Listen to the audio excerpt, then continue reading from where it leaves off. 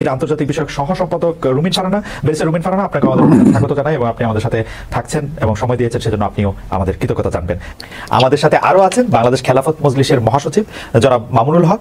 আপনাকে আমরা শুভেচ্ছা জানাই, কৃতজ্ঞতা জানাই, আপনি আমাদের সাথে যুক্ত হয়েছেন, আপনার সময় দিয়েছেন, সেজন্য আপনি আমাদের কৃতজ্ঞতা জানবেন। জি, আমরা আপনাদের একটা কৃতজ্ঞতা জ্ঞাপন করি এবং সকল দর্শকদেরকে। আমি একটু জনাব মামুনুল হকের কাছে প্রথমে যেতে চাই আপনার অনুমতি নিয়ে। তো আপনাকে কোট করেই আমরা একটি প্রশ্ন জনাব মামুনুল হককে করতে চাই। আমরা গত 3 মাসে কিন্তু আরো কিছু ঘটনার খবর পেয়েছি যেখানে রাস্তায় চলাচল নারীরা আক্রান্ত হয়েছেন, পোশাক নিয়ে নারীদের কটূক্তি করা হয়েছে বা হচ্ছে। এসব ঘটনায় আপনাদের ক্ষেত্রে আপনাদের সমর্থন কি আছে? অনেক ক্ষেত্রে তৌহিদি জনতার কথা বলা হয়েছে। আমি একটু শেষ করি, আমরা একটু শেষ করি। তো অনেক ক্ষেত্রে তৌহিদি জনতার কথা বলা হচ্ছে। এই তৌহিদি জনতা আসলে কারা? তাদের আপনি চেনেন কিনা, জানেন কিনা? জনাব মামুনুল হক। আপনাকে অসংখ্য অসংখ্য ধন্যবাদ খালেদ ভাই।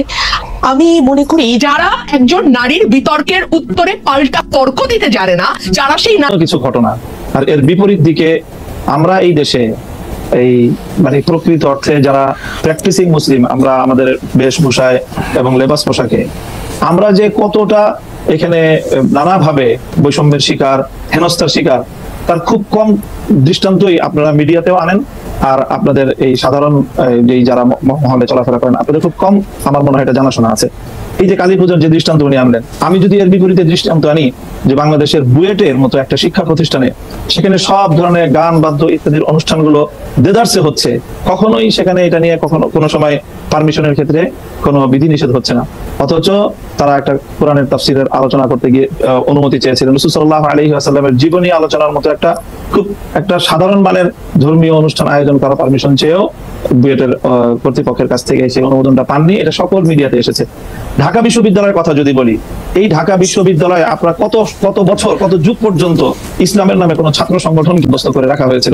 এই বিষয়ে তো কোনোদিন ওনারা কথা বলেন। জনাব মামুনুল হক, একটু জানতে চাইছি যে ইসলামের নাম নিয়ে কোনো প্রোগ্রাম ঢাকা বিশ্ববিদ্যালয়ে হয় না, কিন্তু অন্য কোনো ধর্মীয় আলোচনার বা কোনো এরকম কোনো প্রোগ্রাম কি হয়েছে? মানে আসলে তো ইসলামের নিয়ে অনেক ধরনের প্রোগ্রাম ঢাকা বিশ্ববিদ্যালয়ে হয়েছে, সেটা আমি জানি ইসলামের নিয়ে অনেক কিছু হয়েছে। ব্যাপকভাবে দেখেন, প্রায় প্রতিটি হলেই খুব সুন্দর ভাবে হিন্দু ধর্মাবলম্বী সংখ্যা কত সেটারও কোনো হিসাব করা হয় না। তাদেরকে নির্বিঘ্নে হলের মধ্যে তারা পুজোর আয়োজন করছে। আমি জনাব মামুনুল হক ঢাকা বিশ্ববিদ্যালয়ের ব্যাপারটা একটু বলি।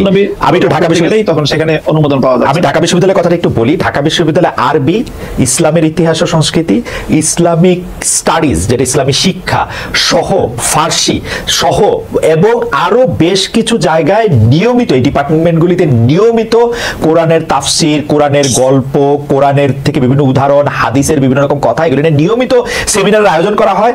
নিয়মিত কিন্তু এগুলি করা হয় একাডেমিক কার্যক্রমের অংশ হিসেবে।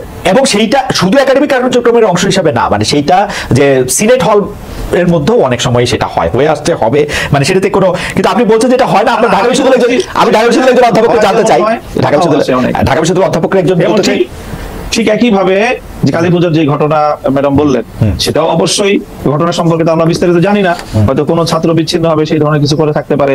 সেটাকে হিন্দু ধর্মাবলম্বীদের বিরুদ্ধে একটা অভিযান বা একটা ভূমিকা হিসেবে চিহ্নিত করার কোনো মানে আমাদের আমরা একটু মনে করি সে প্রকৃত অর্থে যারা দাড়ি টুপিওয়ালা মুসলমান হিসাবে ইসলাম ধর্মকে তারা সকল ক্ষেত্রে প্র্যাকটিস করতে চায়, বিশেষ করে রাজনৈতিক ক্ষেত্রে যারা আমরা ইসলামকে প্র্যাকটিস করতে চাই, আমরা এরকম প্রকৃত অর্থে বাংলাদেশে আসলে সংখ্যালঘু এবং আমরাই সবচেয়ে বেশি বৈষম্য এবং নানা ধরনের অত্যাচার এবং নিপীড়নের শিকার। এবং আমাদের এই নিপীড়নের বিরুদ্ধে কখনোই সমাজের এই যে সাধারণ শিক্ষা ব্যবস্থার যারা শিক্ষক মহোদয় আছেন বা অন্যান্য আমরা এটা অধ্যাপক মাহবুবকে জানতে চাইবো। আমি একটু আপনার কাছ থেকে এটা জানতে চাই যে ধরেন বাংলাদেশে আপনি যে ধরনের রাষ্ট্র ব্যবস্থা কায়েম করতে যাচ্ছেন, ধরেন যে খিলাফা, সেই খিলাফা আসলো, তাহলে কি আপনারা এই যে ধরেন কালী পূজার কথা বলা হলো সেগুলি বন্ধ করে দিবেন? না রমনায় বা বন্ধ হবে কেন? সেগুলি করতে দিবেন। প্রত্যেক ধর্মাবলম্বীর যার যার ধর্মীয় রীতি অনুযায়ী তার সে ধর্মীয় স্বাধীনতা ভোগ করবে, তার জানমালের নিরাপত্তার যে বিষয়গুলো আছে, ইসলামী রাষ্ট্র ব্যবস্থা, ইসলামী রাজনৈতিক যে বন্দোবস্ত, সেখানে অন্য ধর্মাবলম্বীদের ধর্ম পালনের শুধু স্বাধীনতা নয় বরং নিরাপত্তা নিশ্চিত করা হয়েছে। এবং সেই নিরাপত্তা অবশ্যই বাস্তবায়ন করা হবে। তাদেরকে কি জিজিয়া কর দিতে হবে? করি যে আমরা কি কোরআনের বিধানটার প্রতি শ্রদ্ধা করি কেবলমাত্র আমি মুসলমান সেইটা বড় হওয়ার জন্য, নাকি আপা আরেকটা কথা বিভিন্ন জায়গায় বলে থাকেন, আমার হারাম হালাল জ্ঞান, আমার ঘুষ সুদ জ্ঞান, আমার অন্যায় অত্যাচার জ্ঞান, আমার বিভিন্নভাবে বিভিন্ন মানুষের যেটাকে আমানত্রে খেয়ানত করার জ্ঞান, সেটাও আমরা মানি। আমি তো দেখি বাংলাদেশের দরজরে বাংলাদেশ 90% মুসলমানের দেশ, আমি দেখি 90% মুসলমানের মধ্যে 90% ধর্মীয় সেই বিশ্বাসটাকে আপনি প্র্যাকটিস করার বিষয়। যদি আপনি ধর্মীয় যে বিশ্বাস সেটাকে যদি আপনি অ্যাকসেপ্ট করেন, দেন তখন আপনি মুমিন না। আমি এবং যদি আপনি সেটাকে প্র্যাকটিস করেন, তারপর আপনি সেই ভালো আমলগুলো আপনার উন্নত মুসলিম হলেন। জনাব মামুনুল হকের কাছে প্রশ্ন রেখেছিলাম যে ইসলামের দৃষ্টিতে আসলে কোনটা বেশি গুরুত্বপূর্ণ, বাহ্যিক আচার বাহ্যিকভাবে তার পোশাক আশাকের পাশাপাশি ঘুষ দুর্নীতি সুদকে আমরা আসলে বর্জন করছি কিনা, যেগুলিকে আমরা আসলে ফান্ডামেন্টাল ধরে আসছি, সেটা ক্ষেত্রে আপনার কি মতামত? এবং সোশ্যাল মিডিয়ায় যাদেরকে আমরা ইসলামী বক্তা বলে থাকি তাদের কিছু বক্তব্য এরকম তুলনা করা হচ্ছে, যারা একসময় ক্ষুদ্র ঋণ নিয়ে সুদ নিয়ে ডক্টর মোহাম্মদ ইউনূসের সমালোচনা করেছিলেন, তারা আবার তার প্রশংসা করছেন। বক্তাদের একটি অংশ কি বাতাস বুঝে বক্তব্য দিচ্ছেন কিনা, এবং আপনারা যে ইসলামকে যেটিকে আসলে পলিটিক্যাল ইসলাম বেশি করে বলা হচ্ছে, যেটা এবং যেই কারণে বাংলাদেশে ইসলামী দলগুলির মধ্যে অনেক বিভাজন দেখা যাচ্ছে, মানে কেউ হয়তো ইসলাম বিশ্বাস করছেন এবং জোর দিয়ে বলছেন যে জনাব মামুনুল হক যেগুলি বলছেন সেগুলি ইসলাম না, আরেকজন বলছেন যে ওইটা যারা বলছেন তারা কাফের। ওই পুরো ব্যাপারটা ধরে যদি একটু আলোচনা করেন যে আসলে কোনটা বেশি গুরুত্বপূর্ণ, কোনটাকে আমরা ফান্ডামেন্টাল ধরবো, জনাব মামুনুল হক। আসলে অনেকগুলো মানে এখন বিষয় আমার সামনে আলোচনার জন্য, সময় কতটুকু পাবো আমি জানি না। মিসেস মাহবুব সাহেব তো উনি বললেন যে ওনাকে মনে হয় সময় কম দেওয়া হচ্ছে। আমি আসলে শুরুতেই বলেছিলাম যে আসলে বিতর্কের আলোকে আমি কথাগুলো বলতে চাইনি। প্রথম যে প্রসঙ্গটা আপনারা দুজনই আলোচনার মধ্যে আনলেন, আমি ঢাকা বিশ্ববিদ্যালয় সহ আমাদের বুয়েটের ক্যাম্পাস যে স্পেসিফিক যে কথাটা আমি বলেছি, আপনারা খবর নিয়ে দেখেন, গত 1 মাসের ব্যবধানের ঘটনা। ঢাকা বিশ্ববিদ্যালয়ে একটা সিরাতুন নবী অনুষ্ঠান করার সুযোগ দেওয়া হয়েছে। বিভাগ আছে, আরবি ভাষা সাহিত্য আছে, উর্দু আছে, ফার্সি আছে। অ্যাজ এ ল্যাঙ্গুয়েজ বা একটা সাবজেক্ট হিসাবে পড়াশোনার বিষয় আমি এই জায়গাটা আমার প্রশ্ন ছিল না। আমার প্রশ্ন হলো যে বিগত 50 বছরে ঢাকা বিশ্ববিদ্যালয়ে ইসলামী ছাত্র মজলিস, ইসলামী ছাত্র আন্দোলন, ইসলামী ছাত্র শিবির নামে আপনারা ঢাকা বিশ্ববিদ্যালয়ের ক্যাম্পাসে কোনো কার্যক্রম পরিচালনা করার সুযোগ আপনারা দিয়েছেন, ইসলামী কোনো সংগঠনকে দেওয়া হয়নি। এই জায়গাটার আমি ইসলামী রাজনৈতিক চর্চার যে সুযোগটা থেকে ইসলামপন্থীদেরকে চরমভাবে বৈষম্যমূলক ভাবে তাদেরকে দমন করা হয়েছে। একটা ছোট্ট প্রশ্ন কি করতে পারি, যে ধরেন আপনি যে আমি কথাগুলো শেষ করি।